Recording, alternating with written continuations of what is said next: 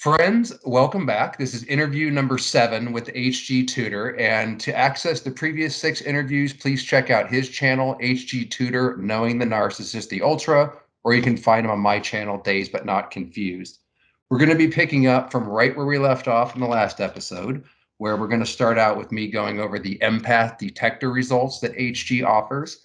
But before that, for new listeners, my friend, could you please tell people who is HG and how did you come to become an expert on narcissism?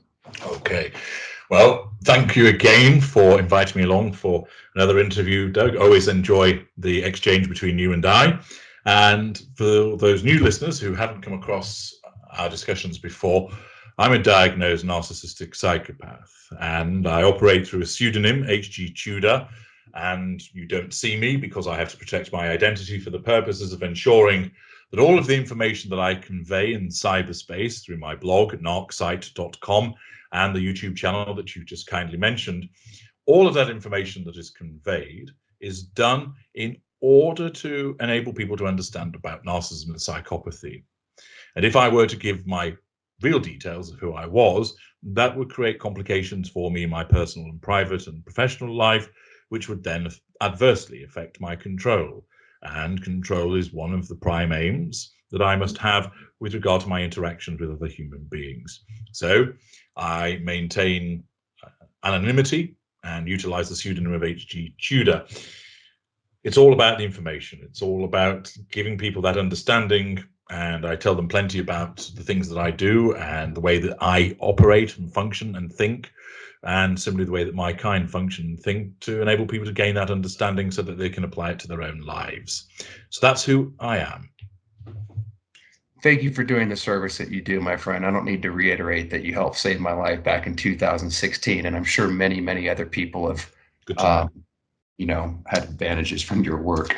Okay, so before we get into this, in interview number 1, we covered and you gave a very extensive breakdown of the different schools and cathras of a narcissist.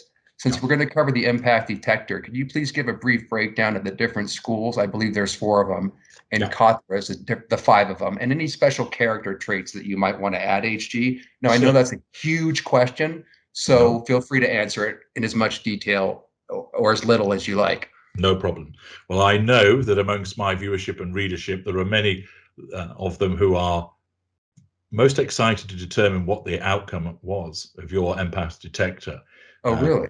Oh, yes. They've been asking who is interested to know. So to heighten the anticipation, of course, I will set the scene before you convey whatever it is you want to convey about the outcome, and we'll see whether there is much wailing and gnashing of teeth about the nation as they learn the results as to what you really are. I all know I'm a narcissist, HG, but I think I just fucked it up. Well, exactly. You know that I've taught you well, my young Padawan, with your mask. So, okay, so let's talk about the schools of empath. Yes. So, there are those that claim that the empath doesn't exist, and they like to say that by virtue of just being controversial and to stir up people's reactions. Empaths do exist. I feast on them, and I hunt them down, and them I prey. Now, empaths, there are, as you rightly identified, I break them down to 4 schools. So we have our standard empath, and that standard empath, that thread of standard is also to be found within super, codependent, and contagion. So if you envisage some building blocks that create the different school of empath, you will find that all of them have standard in them. And the standard empath is somebody that has emotional empathy for a wide range of people, that they're governed by those empathic traits of compassion, decency, truth seeker, justice, the desire to heal and fix, and others besides. They also have narcissistic traits, but we're not focusing on that today. The standard empath is governed instinctively and unconsciously by this emotional empathy. It guides their actions, so they don't automatically walk into somebody's house unless they've been invited. They don't steal. They don't jump the queue unless there is an emergency. They're polite and courteous. They are compassionate towards somebody. They see an old lady fall in the street, and without thinking, they're over there to make sure that she's okay. So that emotional empathy guides their behavior on a day-to-day basis. Now, there will be occasions where they will think about their behavior and the impact that it has on other people, safeguarding emotional empathy. And that's part of their empathic makeup, but for the most part, it's unconscious. And every single school of empath has that. Now, with a standard empath, there's nothing more on top of that. And that's not to say that they are bland or uninteresting, but standard empaths are the largest group. We then have the super empath, who has that standard empathy, but with the super empath, if they're a majority super empath, they function in a way that they're not some crazy kick-ass Heyoka ninja super empath that runs around taking down narcissists. Anybody that talks about themselves in such terms is invariably an unaware mid-range narcissist. Super empaths don't behave that way. What they do is, in essence, they take less shit. They will still take some shit, but they take less of it. And what they do is, where they're a majority super empath, it shows with regard to their boundary assertion against individuals. It shows with regard to their attempts to assert boundaries with narcissists, that they will draw a line in the sand at an earlier juncture and say, that is not acceptable, and will either exit the behavior or interaction or even the relationship. Now, that is not going supernova. That is simply exercising the super empathic trait to say, that is not acceptable to me. I'm not putting up with it.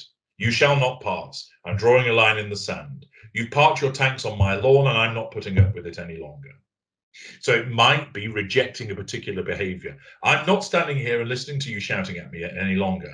And I'm not going to try and find out what's wrong with you. This is unacceptable behavior. I'm now going to leave this room until you calm down. And they'll walk away. For others, it might be walking out of the relationship. Now, some people are not majority super empaths, Doug. And what that means is that their super empathy will only manifest where there's a trigger. And there are lots of different triggers. Examples would be finding out the narcissist is cheating on you, finding out the narcissist is misappropriating your assets, learning that the narcissist is hurting somebody who's close to you, for instance, your child.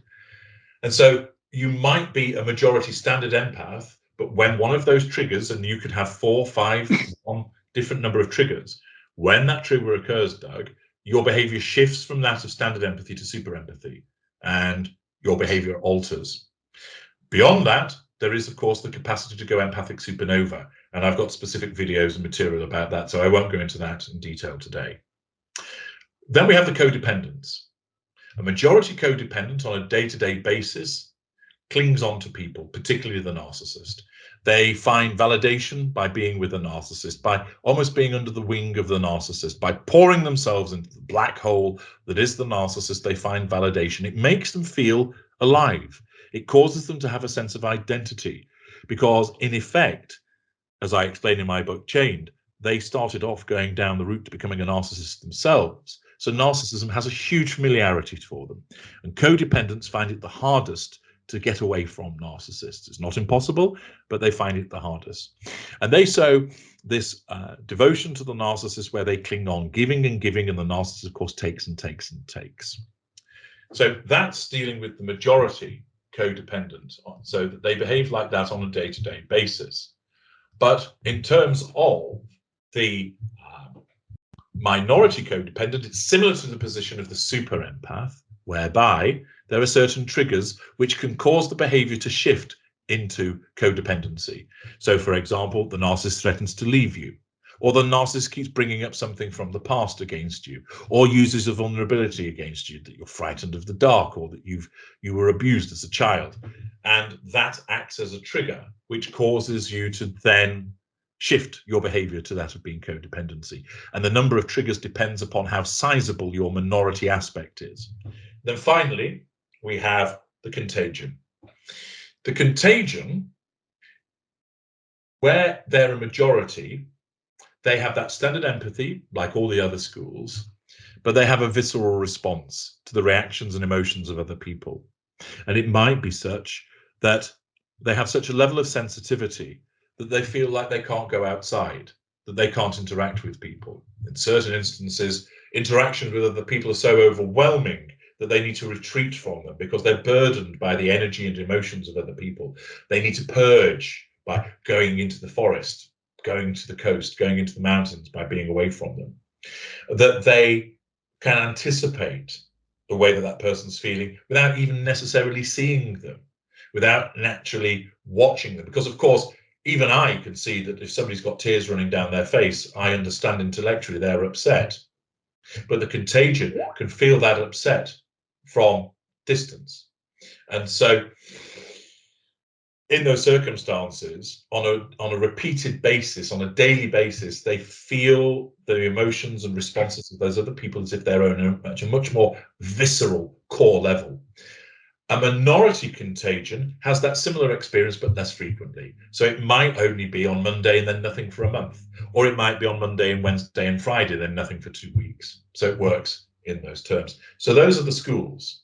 And of those schools, contagion is the rarest, super empath is the next rarest, codependents are fairly common, and standard empaths are very common. So those are our schools. Okay.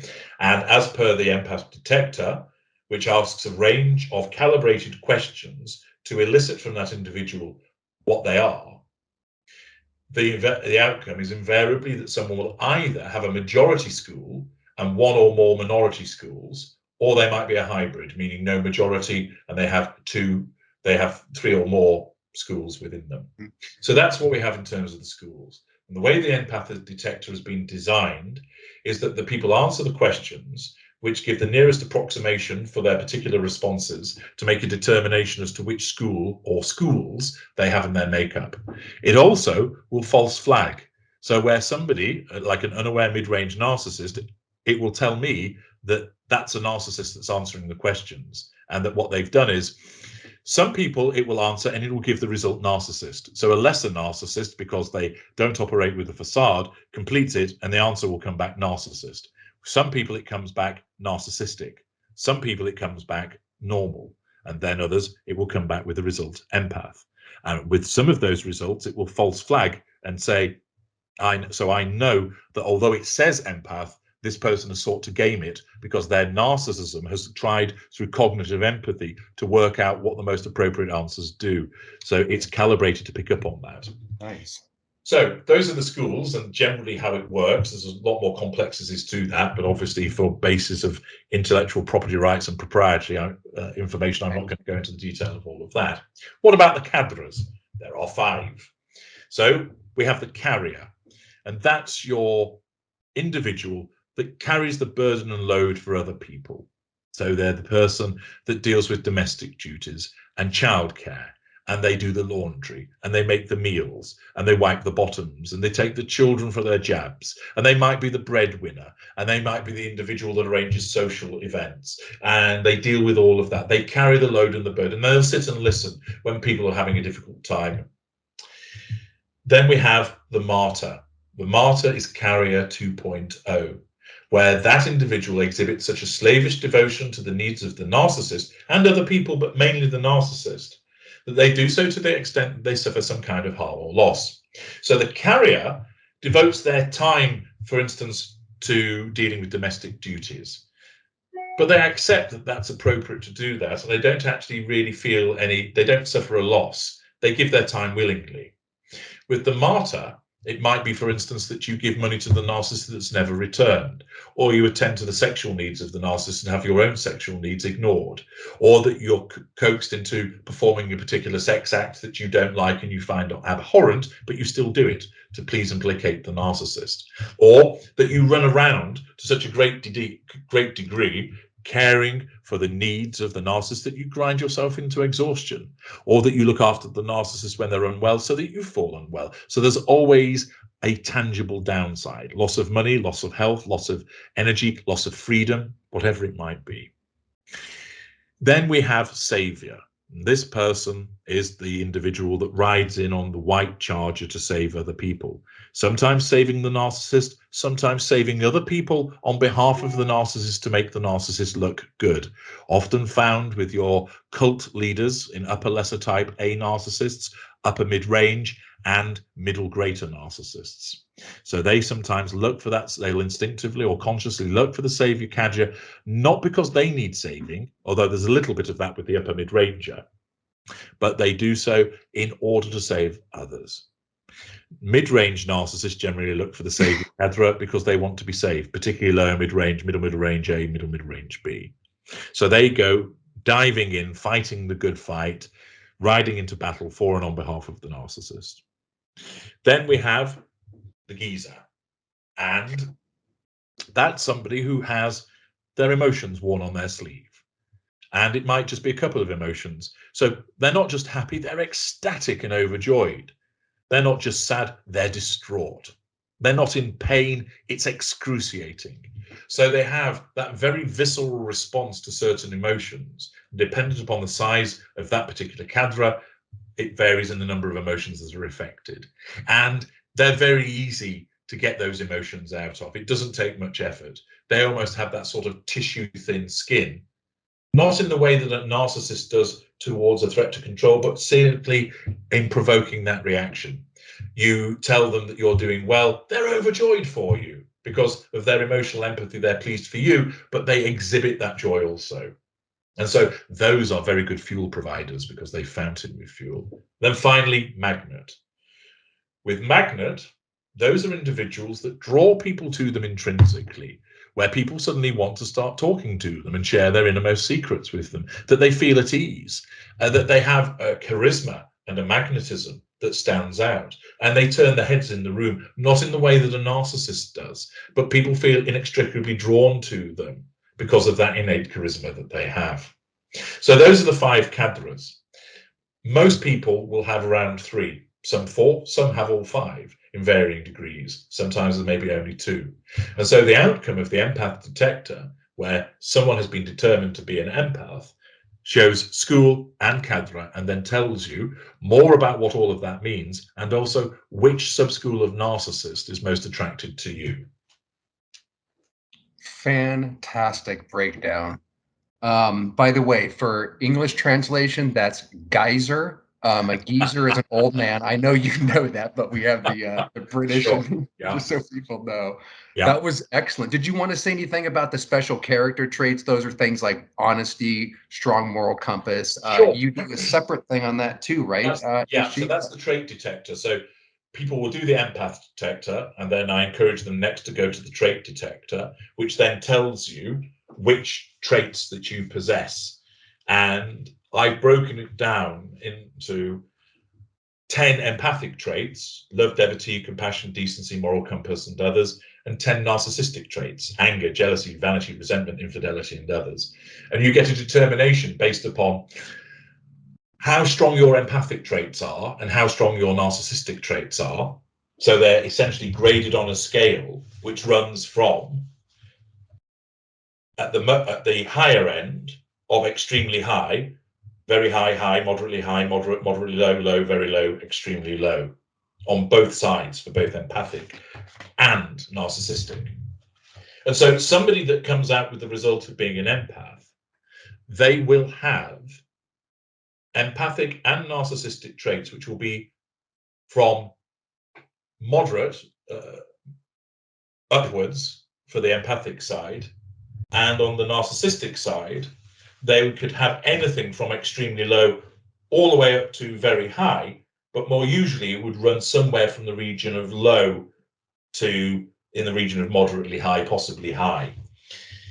And then we look at how those 2 outcomes of both empathic and narcissistic fit together to see, for instance, are you somebody who has your empathic and narcissistic traits very finely balanced? And that doesn't mean you're only just an empath. It means you're the type of empath where you have fairly equal narcissistic and empathic traits, meaning it doesn't take much of an external stressor to grind down your empathy so your narcissistic trait comes to the fore. So it might be that somebody has a complete balance, or maybe just 1 or 2 percentage points difference in favor of being those empathic traits. Other people could have 15 percentage points, meaning it takes quite a bit more before those narcissistic traits become unshackled and unfettered. Some people get up to 26, 28, 30 percentage points, meaning it takes a hell of a lot before their narcissistic traits come to the fore. And then it determines the breakdown of each category, telling you how strong those particular traits are so that you can see them. And then I explain to you which of those traits are most susceptible to corruption by elevated emotional thinking, so that you know which of your traits are going to be corrupted in this way, so you can look out for it and take evasive action. And then after that, there's the weaponized empath detector, which basically tests, are you weaponized? And if you are, what form does it take? And the way that I describe it is to categorize people in things such as the Tower, the Knight, the Crusader, the Paladin, the Risen Paladin, the Green Apothecary, and all other sort of quite evocative names that it has. And each one has their own separate description, which describes what type of weaponized empath you are, what strengths you have, and what you have to be wary of doing and what you have to look out for, all linked to your interaction and dynamic with the narcissist and your no contact regime. So you have a triple process: determine whether you're an empath, then what your traits are, and then whether you're weaponized. Of course, if the outcome is that you're not an empath, you can still do the trait detector, because it will still tell you what the interaction is and type of traits that you have.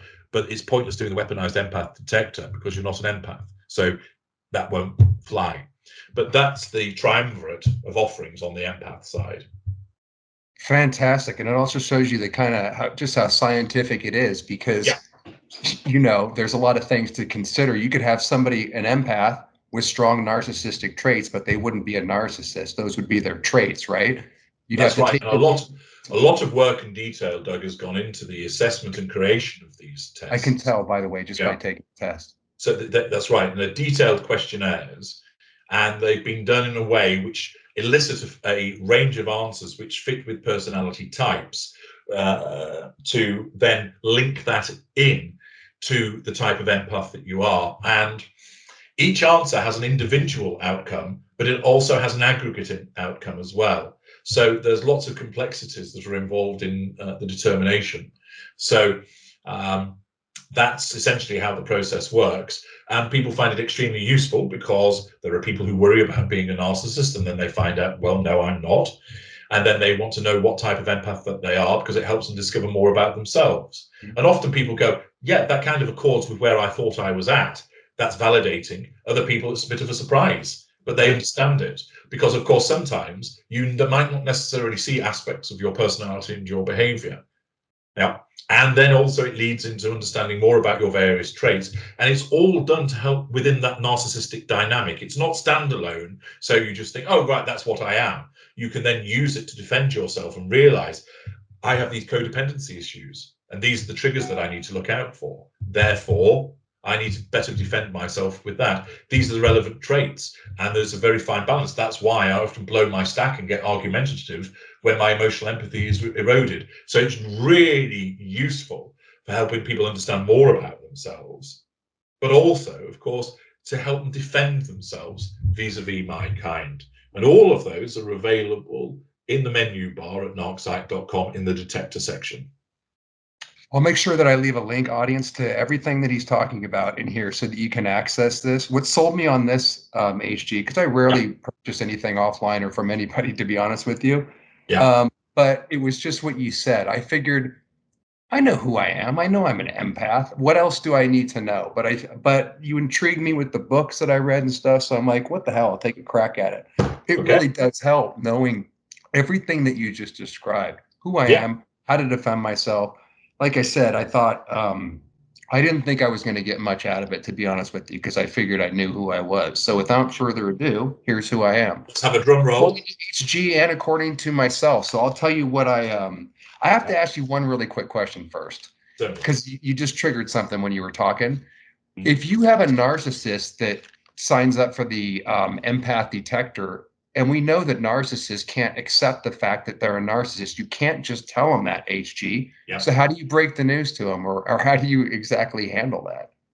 Well, like where it's a clear outcome of narcissists, that's what they get back. Really, you just give it to them if they straight. throw the They, rattle they out, not if they accept throw the that. rattle out of their pram at me, I just laugh. Right, I'm sure they do too. So, and it does happen that there are outcomes for people that it comes back and says narcissist. And there are some people whereby they'll go, well, no, I think I'm narcissistic, but not a narcissist, which is the deflection of the narcissist in effect. There'll be others who go, no, that can't be right. That can't be right. I'm empathic. And they get really worked up about it. And again, they're invariably a mid-range narcissist. What it does is it doesn't tell them what type of narcissist, it just tells them that they are a narcissist, you see. So if they are, and it gives that clear result, that is what they get. And if they don't like it, well, that's their lookout. I'm impressed, man. I thought you might actually withhold that or do something funky, but you'd actually, because that's going to get a reaction, right? It does, It's going and to. I don't care about what their reaction is. I know you It's don't. just challenge fuel for me, and I deal with it appropriately.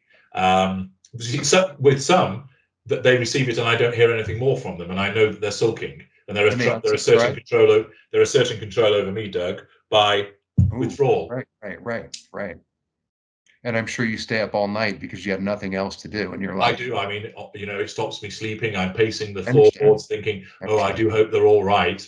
I do hope they're not too upset about that outcome of narcissist, dearie me. And I'm busy sending them funds to get therapy and all of the support. And I'm calling Meghan Markle and saying, could you send a box of donuts over to this person? That's what you do, isn't it? You send some donuts to the people that are downtrodden and upset. Could you do that for this poor narcissist?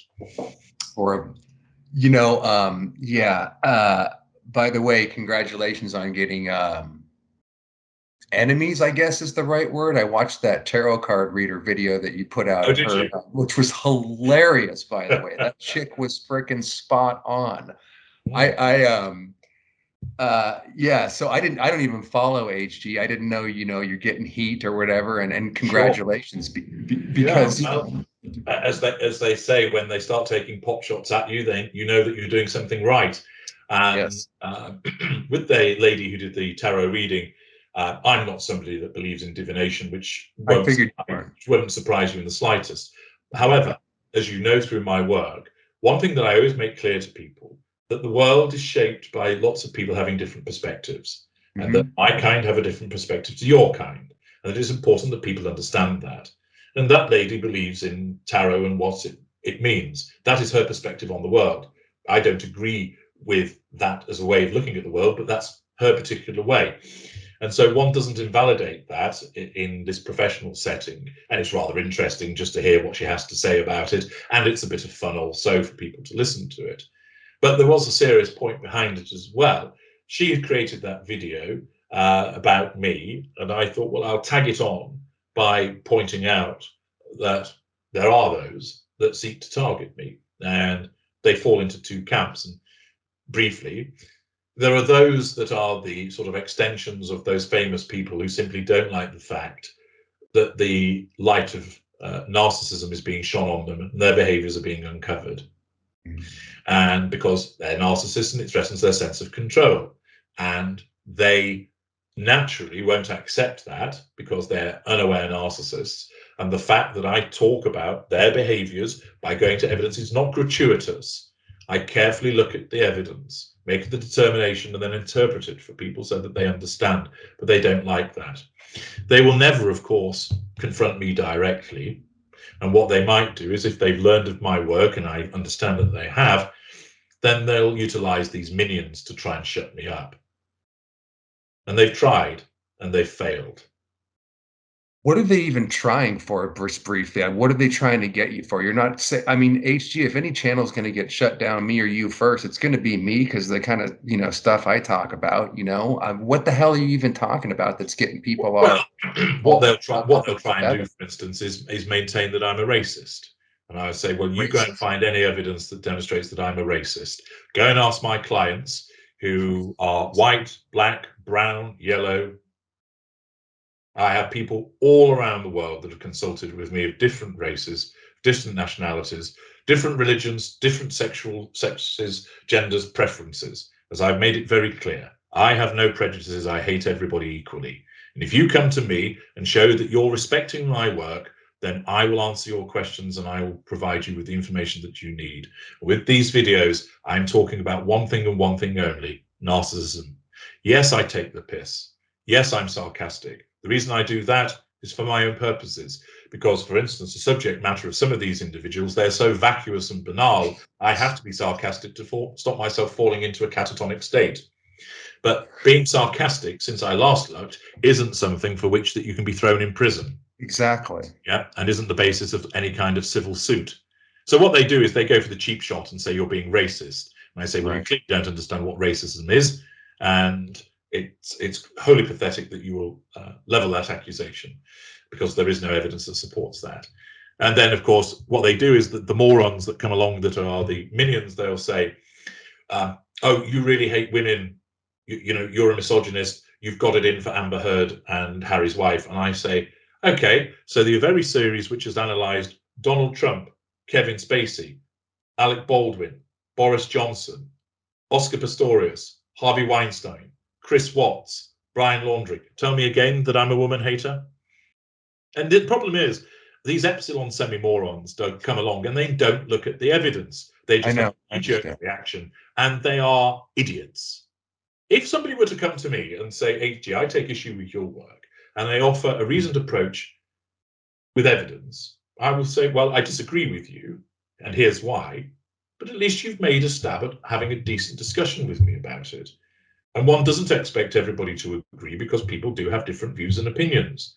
But at least they've tried to form an opinion based upon some constructive evidence, rather than just coming along and making themselves look like a prize plum by saying, you hate women. And I go, well, actually, the evidence shows that I hate everybody equally, because whether you're white, black, or brown, male or female, gay or straight, if you're a narcissist, I will talk about you being a narcissist. So it's very straightforward. So there's that side of things where they might look to sort of shut me down, which, of course, there is the irony that these individuals bleat about freedom of speech and then go around trying to shut other people down. Exactly. Indeed, and there'll be those listening who know full well about the activities of certain individuals that have sought to shut down other YouTubers and people on Twitter who talk about Harry's wife and talk about Amber Heard. There's one gentleman who goes by the name, I think, of That Umbrella Guy, who has been doxxed and is facing particular heat from the acolytes of Heard, and all he has done is talk about the behaviours. And one reason that they struggle to lay a blow on me is, one, I am who I am, but also I talk about behaviour and narcissism. I don't delve into conspiracy theories. I don't go into, well, does Harry's wife actually have any children or not?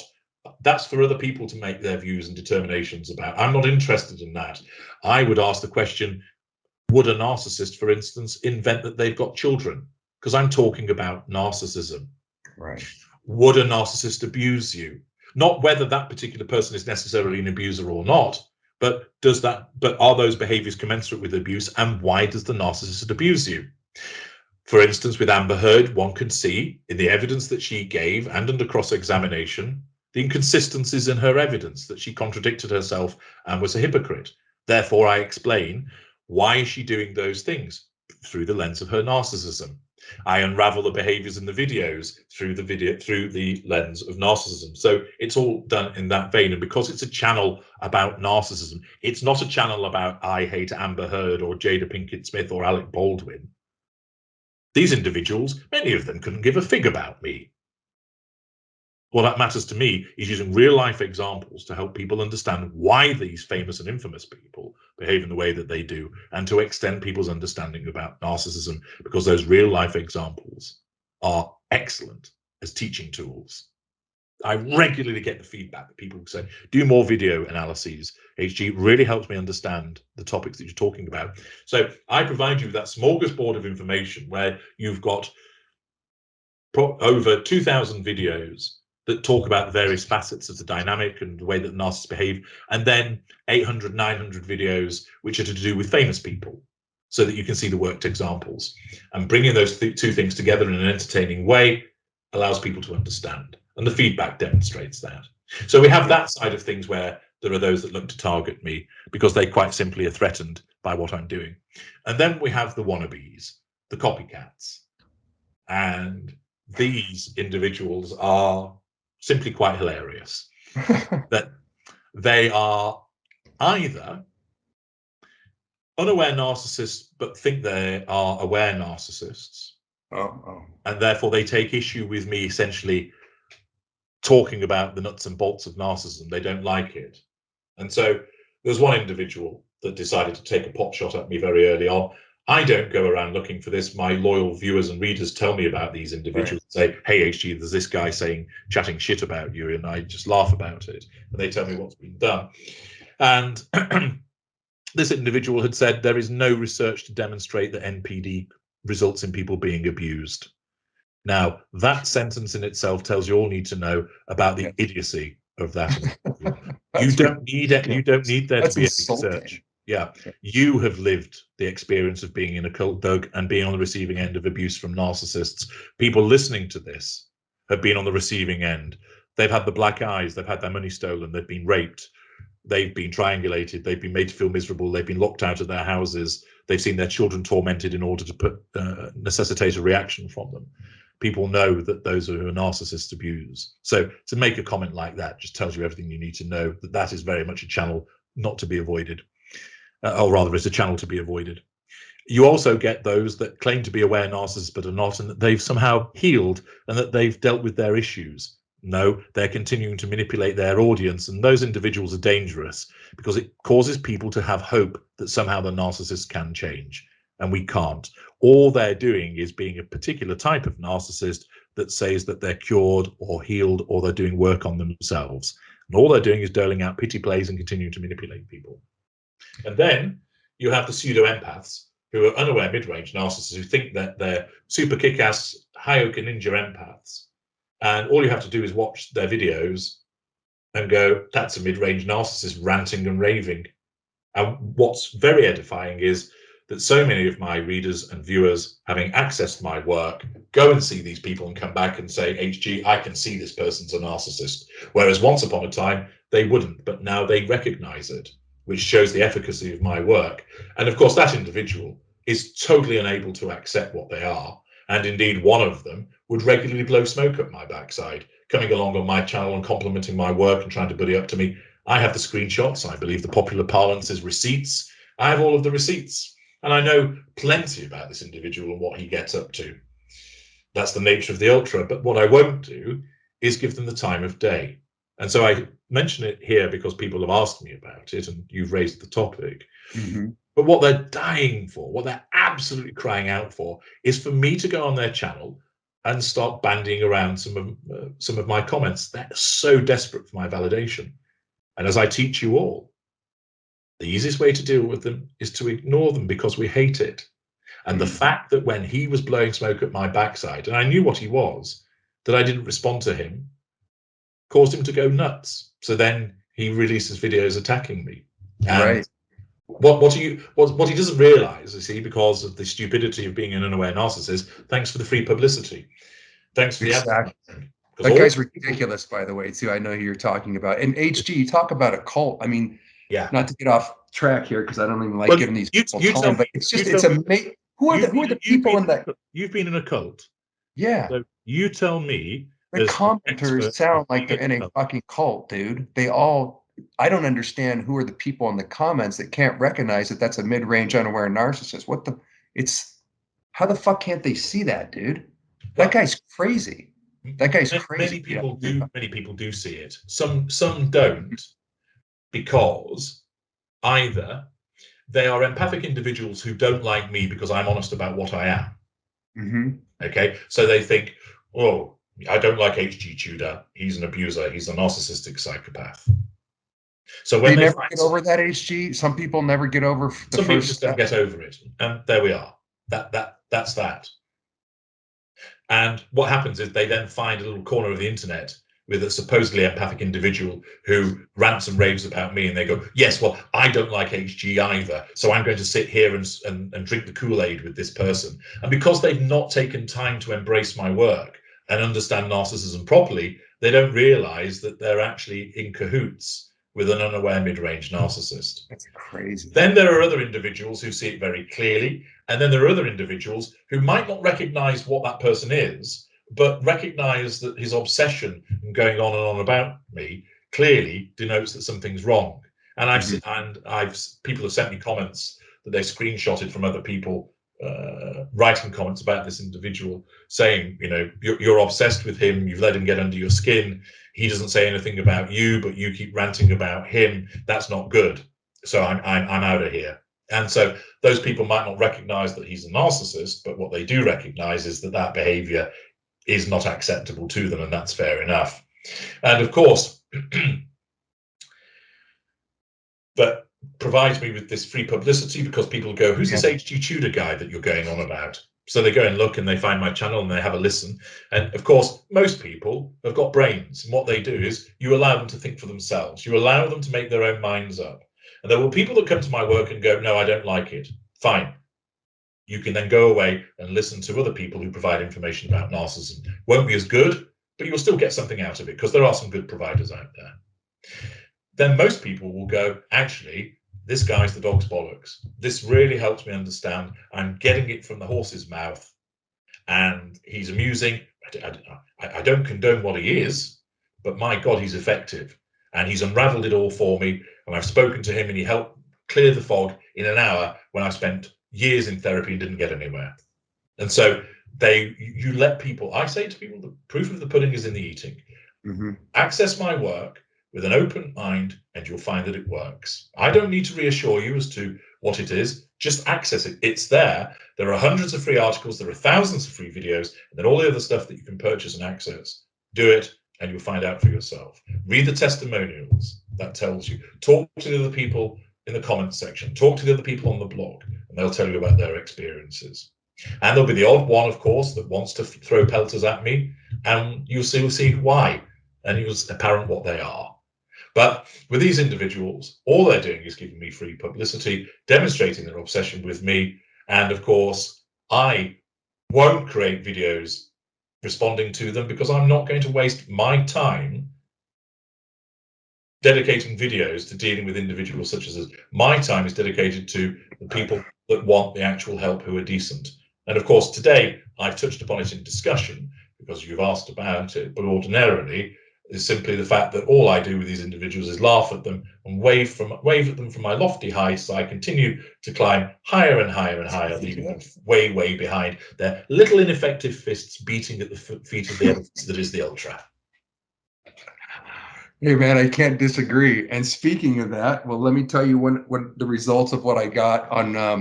I really want to get to this, but I have two more questions to ask you just off of that. But I'm going to force myself to actually do this. Yes. And hopefully I can remember, because you just said something I wanted to ask you about. Okay, so this is the Empath Detector, the service that HG Tudor offers. Take half an afternoon if you're going to sign up for it, because it is extensive. You can't get through it in 20 minutes. So HG, this is what I guessed at the beginning, because I read some of your books and I wanted to see how close I could actually get. Yeah. So for the School of Empath, what I guessed was 50% super empath, 25% contagion, 25% codependency. For Cathra, it was I figured that the savior empath would be the majority, just because of my background and trying to save the world or whatever through some stupid cult. And then some carrier and some magnet I put down. Now the actual results were majority super empath, 64%. The remainder were minority schools, and that was a little bit of contagion and a little bit more codependency.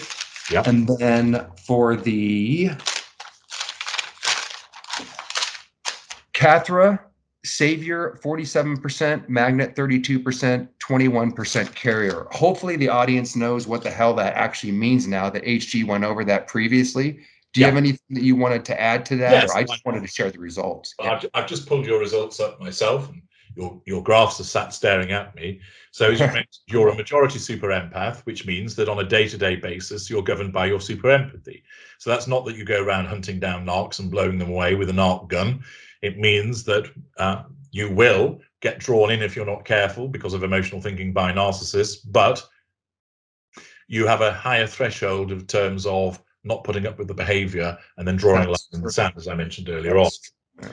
You have an insignificant contagion minority element, which means that rarely you will have that visceral response that I spoke about. So sort of once in a blue moon kind of reaction. You're too busy flicking away narcissists, Yeah. knocking tanks off your lawn to have that visceral response. And then you have a significant codependent minority element at 23%. That makes sense too. Yeah, which means that you're not governed by that on a day-to-day basis, but there's potentially probably 3 triggers for you, which if and only if those triggers are activated, you will shift from super empathy and instead you will move to codependency, so that you would then cling on to the relevant narcissist, pouring yourself into that black hole. But for the most part, you're governed by that standard empathy that all schools have, so that you have emotional empathy for a wide range of people, but you operate on a day-to-day basis as a super empath. Then with your cadre, you're just under the majority because you're a hybrid, rather than actually having a majority cadre, which is like many people, they don't have a majority. So you were very strong on savior.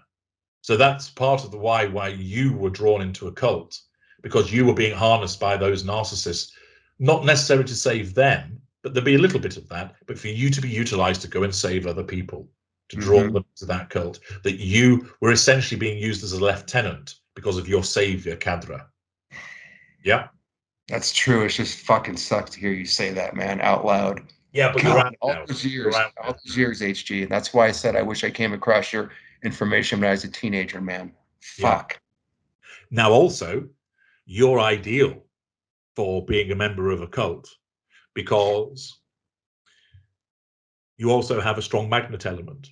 So you radiate some charisma and magnetism. So when you're put out there to recruit people, not only do you want to save them and you're driven by that innate need to save people, and when you were brainwashed by what was going on, you were thinking, well, I'm here doing the right work to save people. This is the right way. But they're also drawn to you. They'll listen to you. They'll want to share with you. Yeah. And then you have a significant proportion carrier, which means that you'll do a bit of spade work. But in general terms, you're out there drawing people in and saving them. And you do a little bit of spade work. And the narcissist that's most attracted to you is upper mid-range. With your level of super empathy, other narcissists that are lower than that would be attracted to you, but with your super empathy, an upper mid-ranger would be able to handle that. And also the bit of sort of feistiness that come with it would prove attractive, sort of a bit like Kitty's got claws kind of thing. So they'd enjoy a bit of fight back, and they're equipped with the narcraft to deal with it as well. Whereas a lower mid-ranger would lose his or her shit too readily when you would fight back and draw that line in the sand. So the upper mid-range is drawn to that. There's a little bit of codependency in there, which means that you might cling on. And the contagion, they're not overly fussed about that, but where you have a visceral reaction, well, that means that there's more fuel on display. Of particular importance is the cadre. So the upper mid-ranger, they tend to occupy fairly successful positions.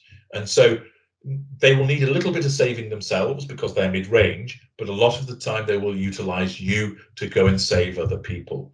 So these people might be the CEO of a charitable organization. They could be particularly high up within a cult. They might be an individual whereby they hold a particular position within a hospital, for instance, and that they would harness you to save people on their behalf to make them look good, that you would be a useful lieutenant to them. And the upper mid-ranger, they tend to be fairly charismatic themselves, so they want somebody else that's got a bit of charisma that they can leverage off, but they don't want somebody that's got oodles of it because they don't want to be outshone. So they will prefer basically strong or below in terms of minority cadre. If you were very strong or majority, the graters would be looking for you rather than the upper mid-range. Now, a grater would still ensnare you, but the narcissist that's most attracted is the upper mid-ranger. And then a bit of carrying. Upper mid-rangers are pretty resourceful. They tend to be well off. They will tend to have other people that can help them. They often have underlings in terms of at the workplace. And they're pretty resourceful individuals and have fairly high energy levels. So they're not necessarily somebody that needs them, basically giving them meds and running around doing everything for them, but somebody there who might back them up in a professional capacity, like as an assistant, so that you organize their diary, that you deal with some of the background stuff, like getting the kids off to school rather, organizing, maybe not doing the housework yourself, but organizing somebody to do it on behalf of that narcissist. So they don't need a huge amount of carrier, but they prefer an element of it. So your the constitution of both your school and cadre is the best fit for the upper mid-ranger, and it's no surprise based upon that why you found yourself drawn into a cult. Plus, I started out with a mother. I hate to say this about my mother because HG, just because someone is a narcissist, at least with my mom, and we talked about this in a previous video, I told you I had to kill off my parents a long time ago, and it hurt. But I don't doesn't mean that I wasn't taken care of. There was good qualities in both my mother and my father, despite the fact that they were psychologically abusive to the point of almost driving me to suicide. Yeah. So it's hard for me to say that my mom's a narcissist, even though I know it's true. I don't know quite about my dad. He's completely shut down. He's the most robotic person I've ever met. Okay. But I refuse to see that there's a heart behind these people, man. That's what I wanted to ask you that you triggered off of on what you'd said previously. And that is, I know it's true because I learned through hard experience, but could you please explain why it's impossible for a narcissist to change no matter what you do? Why is that exactly? So, and then another quick question I have to ask you because I wanted to ask you before. What age is the cutoff age for that narcissism, that cake being baked? Yeah. I'll answer the second question first. It's 9 years old. Okay. Okay. Then why will the narcissist never change? If you are unaware of what you are, how can you change? That's the starting point. Okay, then it leads to, well, you're aware, HG, why don't you change? Because I don't need to. Other people think that I do. I don't. I am hugely effective as the way that I am. I recognize that I do things that hurt other people, but it is justified and merited. They will disagree with me. I understand that, but they're wrong. I know why I have to do the things that I do. The narcissist is incapable of change for two essential reasons beyond what I've just explained. First of all, it is a hermetically sealed defense mechanism that when it apprehends any attempt to interfere with it, it rejects it. So it's a little bit like a sort of sentient burglar alarm that recognizes that when you're breaking in, it goes off. But also, if you try and dismantle the central box, it has the capability to actually move itself away from you with your screwdriver, trying to tamper with it. Okay, so it's a security system, a defense system that not only goes red alert when somebody's threatening control, but if you try to get to the very nub of what it is, the very core of what it is, it goes, I'm not going to allow you to do that, and basically move the host away. So imagine there's such a disease as Lyme spot disease.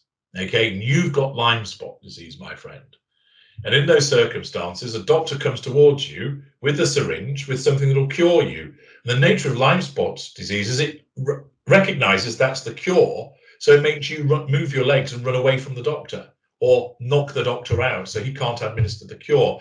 Your disease recognizes the threat to it, and in order to stay alive, it moves you away from any kind of threat. So it won't allow the host to be exposed to any potential attempt to cure it. And then, of course, there is no cure. Now, as I mentioned previously, there might be in the future, in the year 3500, who knows? There might be some way of zapping the brain so that it alters and you can inject empathy and it changes it. But at the moment, that cannot be done. And whilst there are those that talk about that you recreate the trauma that the narcissist experienced, well, not all narcissists are born out of trauma. Some narcissists, it's a lack of control environment. Some narcissists are born out of the fact that they have no control of their life because every decision was made for them and they lived in a gilded cage. So there's no trauma to recreate. Moreover, how can you accurately recreate the trauma that a child has experienced with an adult? They're two different things, so you can't do it. So to suggest that that's a way of dealing with it. Now, I know, for instance, that with post-traumatic stress disorder, which there is a slight link, of course, to narcissism. There are those that suggest that narcissism is a form of PTSD. I disagree, but I understand why they're saying that. But there are those that have experienced PTSD, veterans, and they have a very high suicide rate because of the trauma that they've been through of war and battle. And what they've done in a secure environment is they've administered MDMA to them. And they've been monitored for heart rate and temperature and hydration. And then when they're shrouded in that moment of the high caused by the MDMA, they talk about the experiences. And what happens is they are no longer affected by the emotions that if they were talking about it cold, they would revisit, they would have the anxiety, the shock, the trauma, the flashback. But the MDMA almost sort of shrouds them in cotton wool and removes those emotional responses, so they're able to talk it out and make sense of it. And it has a very good success rate with regard to either reducing the symptoms of PTSD or removing it entirely. And of course, the gentleman that synthesized MDMA did so not to create a party drug. He did it to create something where he wanted it to be used in psychotherapy to address trauma and so forth. Now, the question then becomes, well, how about administering that to a narcissist and getting the narcissist to talk about their experiences to see if the narcissism can be cured? Several problems with that. First is the administration of that and to talk about it is what? A threat to control. So unless you actually tie that narcissist down and administer it all, you're not going to be able to do it because, again, as I said, like with Lyme spot disease, the narcissist is just going to remove themselves. They're not going to allow themselves to be submitted to it. Furthermore, in certain instances, it isn't trauma that's created the narcissist. Therefore, there'd be certain narcissists it wouldn't affect. And with others, of course, the narcissism is still going to defend itself. So what it will do is it may well enter a course of denial whereby the narcissist doesn't talk about what's actually happened to the narcissist when they were a child, so it can't be addressed. So even though they're rushing their tits off on ecstasy, they're still not engaging with it because the narcissism fights against it. And people have asked me, have you ever taken it, HG? And I have. And I said, what was the effect? I said, it just made me want to dance a lot and fuck people. It didn't give me it didn't imbue me with emotional empathy because I'm devoid of it. And you can't inject it into somebody. You can't inject emotional empathy into people. That's what I wanted to ask. Sorry, yeah. It works with the veterans. They've got emotional empathy. So it harnesses that and it frees them from the ugly emotions, if you will, associated with the trauma that they've experienced. But a narcissist doesn't have emotional empathy and you can't inject it, at least not yet. So that's basically the difference, because I was thinking about that. It's like having a blind man suddenly grow eyes. You can't suddenly grow empathy. It's already stacked at age 9, right? You're not going to suddenly be able to grow those emotions if they're not there to begin with. The empathy never arose in the first place. Oh, wow, interesting. It wasn't arrested. It was never there. It wasn't created. It's never there even as a kid, HG, and then it got stunted at 4 or 5? No, because if you think about it, right, an infant child is a pathetic individual and is in effect a little narcissist. Why? Everything has to revolve around them. Right. They feel a sensation which they don't like, so they cry. So somebody comes along and works out that they're hungry. So the breast is offered, the child suckles on the breast, the sensation that was causing the discomfort goes away, they fall asleep. Then they get another sensation which makes them feel uncomfortable, so they cry, and maybe if something had frightened them. The caregiver comes and realizes they're not hungry, so soothes them, gathers them up and rocks them and sings them a lullaby or whatever it is that you do, and the sensation goes away and they feel comforted. And so that child believes that that caregiver just basically comes out of a box to attend to their every need when they're hungry, when they need changing, when they need soothing, when they're too hot, when they're too cold, when they're frightened. But then they are taught by that primary caregiver that that individual has other needs. You have to wait before I give you your drink, and share that candy with your sister and cooperate. So that empathy, that emotional empathy, is taught. And because that child has the capacity to learn emotional empathy, it grows from within them. But a narcissist is never able, because the narcissism gets in first and says, cooperating and sharing in a meaningful, genuine way is not going to help our host here. So it blocks the creation of empathy.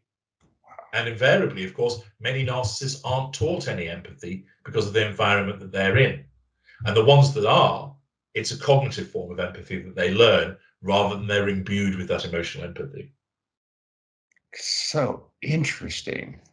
We already hit an hour, and I never have enough time with you, my friend. HG, can I do one thing here real quick? Because I have to ask you these questions real quick. Can I just rapid fire them to you? You don't have to give. Yes.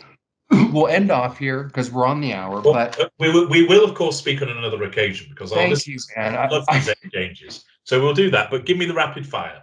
Sure. And by the way, what part of my empathy is causing me to feel guilty to keep asking you for future interviews? Is that the savior part? It's your empathic traits of honesty and decency, which are being corrupted. Because why should you feel guilty about asking me for more time when you know that willingly I'll give it, because I love to talk about myself and my world, and it's the extension of my legacy. That takes the pressure off me, man. Thank you. There you I are. appreciate you saying that. Okay, let me just rapid fire you to these real quick, and it's not. It's just riffing off what you got going here. Just you can answer real quick. If you've, let me find out where I'm at here. Okay, you mentioned that a lot of art, particularly music and in love songs, is created by narcissists. Yes. A lot of the modern art. Is that actually true?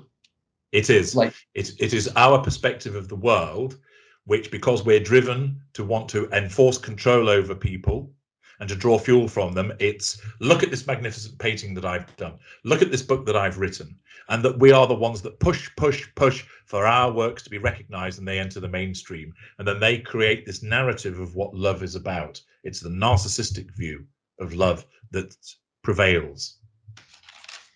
Makes sense. I know you could expand massively on that. Perhaps we'll take that up in the next interview, because I wanted to cover more on the art. Note to raise it with me on the next conversation, Doug. Thank you. I'll do that, HG. Is it possible for a narcissist to create truly original art? By the very definition of art, wouldn't a narcissist be cut off from creating something truly original? Wouldn't you have to have a certain emotional? I'm talking about real art, something, maybe nothing's original, HG, well, but emotion this is where my answer was going to go, Doug. That it's a fascinating question, because it comes back to the idea of what is art. And you may have caught the interview that I have with Dr. Julia Friedman, who is an art historian, and she knows a heck of a lot about it. And she did a really good interview with William Shatner, talking about art on his program a little while ago. Oh, wow. But you ask yourself, is a narcissist capable of creating original art? And of course, one fires back is, well, define original art. Because there's, for instance, with music, I think it's the suggestion that there's basically all music is a derivation from 6 essential arrangements. So, and we can often see, and of course there is sampling that goes on, and that's done with permission. Sometimes it's not done with permission. And of course, people talk about their musical influences. And because you don't exist in a vacuum, everything that you do must have some influence from somewhere. Now, narcissists are prone, of course, to either outright plagiarism. They'll just take it and pass it off as their own with no modification. Some will engage in some form of modification. There'll also be an unconscious receipt of ideas. But a narcissist is capable, your higher echelon ones are capable of originality.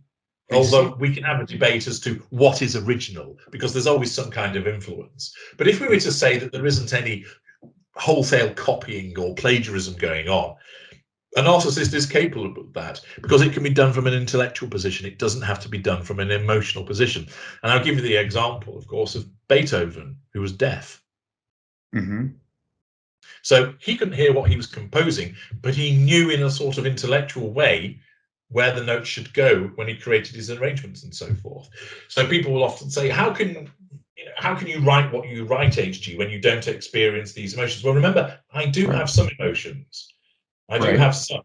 I just have a limited palette. But also, I can intellectualize them. And I'm a very good observer and listener.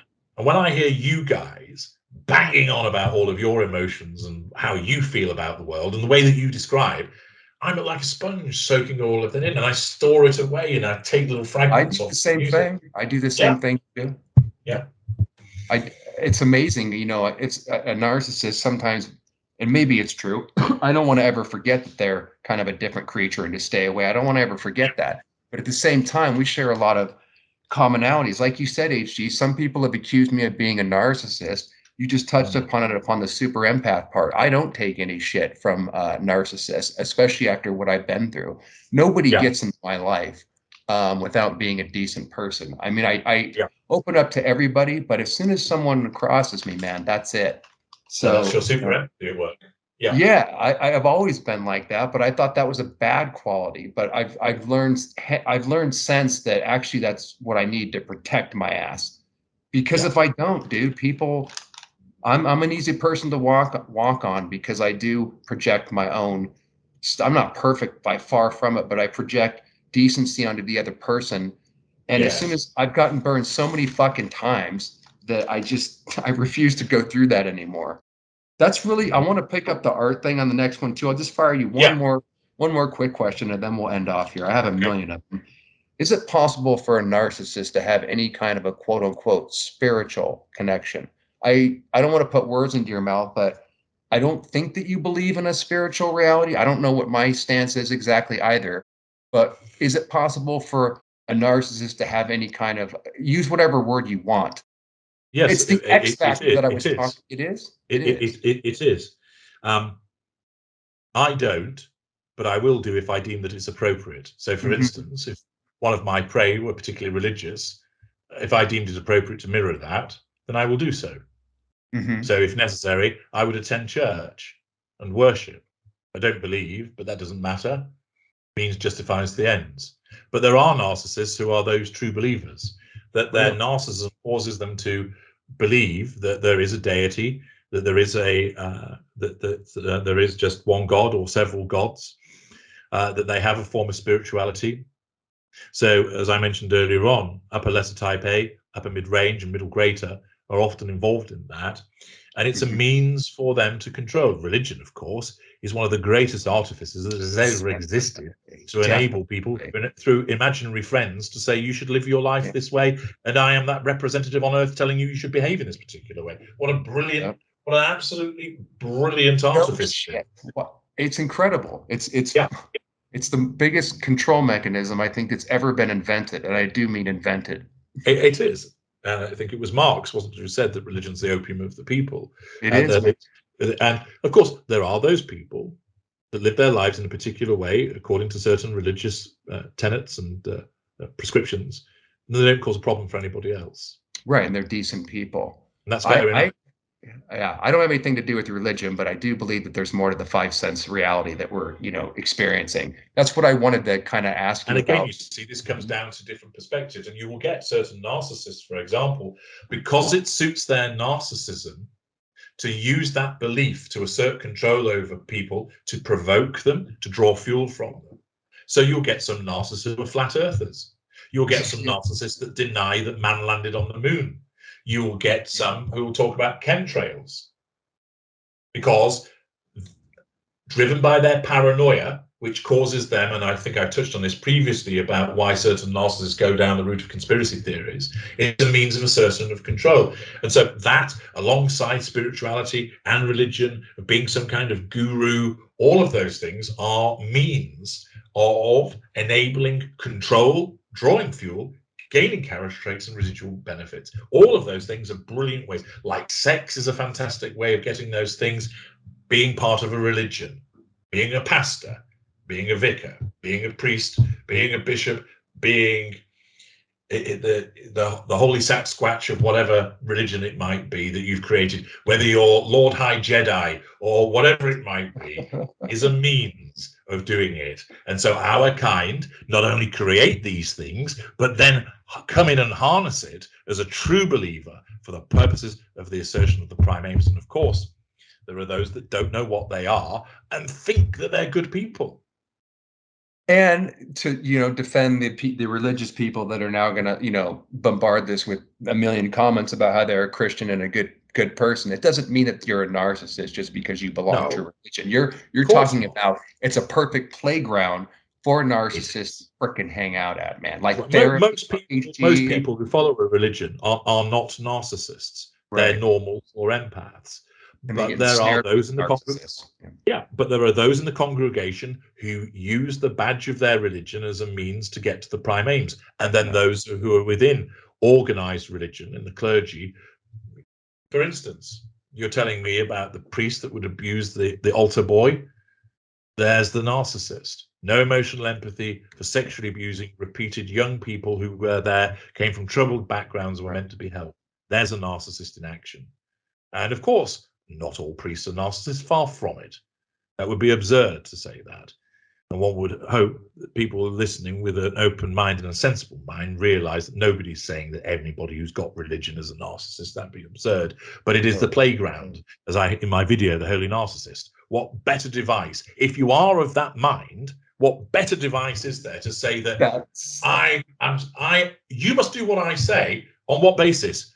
A higher power tells you, oh right, because if you don't do it, you're going to burn in a lake of fire. Oh well, here you are, have 10% of my income, and also I won't use condoms, and then of course we start to get into what, and this is perhaps something for another occasion, the territory of the behaviours with the Supreme Court's decision in Roe and Wade, and what all of that, what's behind all of that, but that's a topic for another day.